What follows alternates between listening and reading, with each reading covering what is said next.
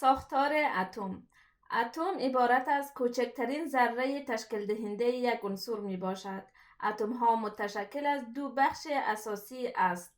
بخش اول هسته اتم که در مرکز اتم قرار دارد و متشکل از دو نوع ذرات می باشند که به نام پروتون و نیوترون یاد می گردند.